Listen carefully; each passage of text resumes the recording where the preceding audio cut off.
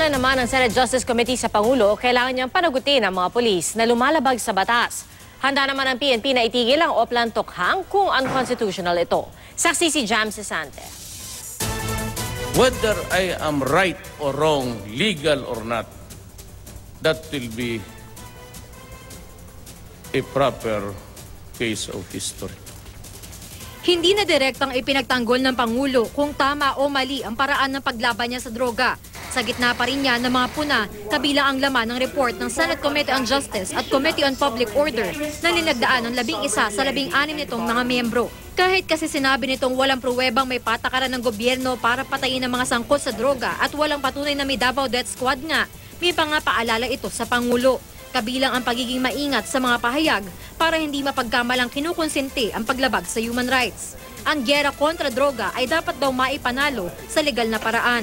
Dapat daw masunod ang due process at ang mga akusado mabigyan ng pagkakataon sa korte para patunayang inosente siya. Dapat din daw pagalitan ng mga pulis na namimilit sa mga umano'y sangkot sa droga na pumirma sa voluntary surrender certificates sa ilalim ng Oplan Tokhang.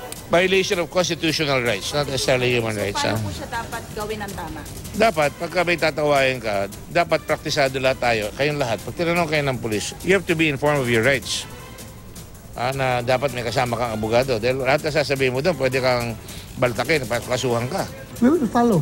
Kung sabihin nila doon sa kanilang report na you stop Oplan Tokhang, then we will stop. We will follow what is legal.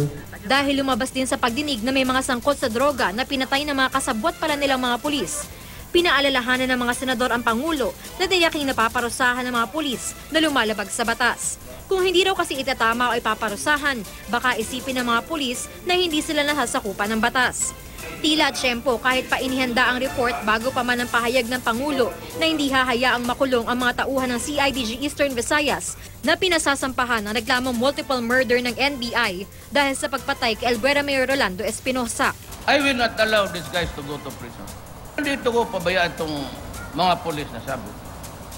Kasi sabi, ako ang may utos eh. Dahil dyan, dapat daw ituring na father of all extrajudicial killings ang Pangulo, sabi ni Senador Laila de Lima, na tumutol sa pag-absueldo sa Pangulo sa EJK at Davao Death Squad dahil di naman ito pinosige. The President said, inutos niya. Kasi ako ang nag-utos niyan. So, pag-utos ng pagpatay. Alam natin na ang ating Pangulo ay kung magsalita ay mahilig siya sa hyperbole o yung exaggeration. Result-oriented siya. Kaya po dito ang nangyari, ang sinabi niya, okay, NBI, go ahead, file the case. I will not interfere. Tulad ni De Lima, umalma rin si Senador Antonio Trillanes IV sa pag-absuelto sa Pangulo sa EJK at sa Davao Death Squad. Ang dalawang senador pinuna sa report ng komite. Kasama rin sa recommendation namin that Senator Trillanes and Senator De Lima behaved very badly by walking out. Material concealment at saka nag-walk out. Why would that committee report again talk about the alleged bad behavior on our part and the alleged material concealment on my part? Dapat yung pinaka-focus talaga yung EJK. Inirekomenda rin ng report na sampahan ng perjury at criminal charges ang nagpakilalang dating Davao Death Squad member na si Edgar Matobato. Dahil in aid of legislation ng mga pagdinig ng Senado, aamyendahan din daw ang batas para mapabilis sa mga investigasyon ng PNP Internal Affairs Service at bubuo ng Special Criminal Courts na tututok sa mga kasong kinasasangkutan ng mga pulis.